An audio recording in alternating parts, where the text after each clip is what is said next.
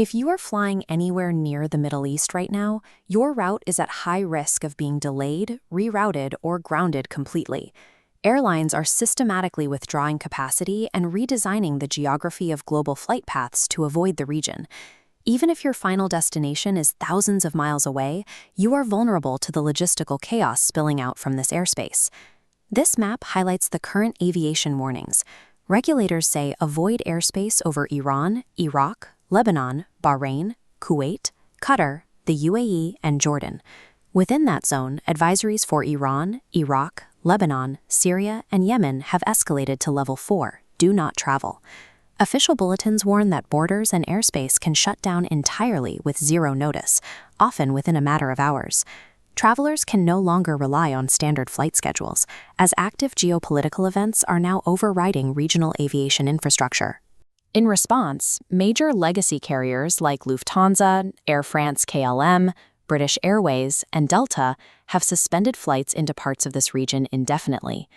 One major carrier, KLM, has pulled its routes to Dubai, Riyadh, and Dammam for an entire season. This withdrawal creates a massive capacity crunch, removing thousands of seats from the global market for months at a time. This diagram shows the logistical workaround for operating flights. Air traffic is forced into narrow detours over Egypt, Saudi Arabia, the Caucasus, and Afghanistan.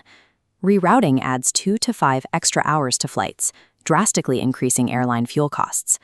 Squeezing global traffic through a handful of viable paths creates extreme congestion and cascading delays on the ground. Even on a confirmed flight, passengers will pay for this crisis through significantly longer travel times and higher ticket prices. Civilian aircraft operating in the region face active technical threats. Widespread GPS jamming and spoofing are deliberately confusing standard navigation systems. Aviation regulators are also warning that active military air defense systems could misidentify a civilian airliner as a threat.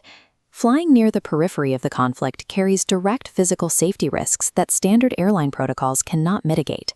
Official government protocol is to avoid all non-essential travel to the affected region entirely.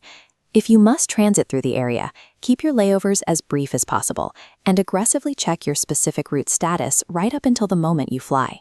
Flight paths through this corridor will remain volatile for the duration of the conflict. Subscribe now to stay informed as these aviation warnings change.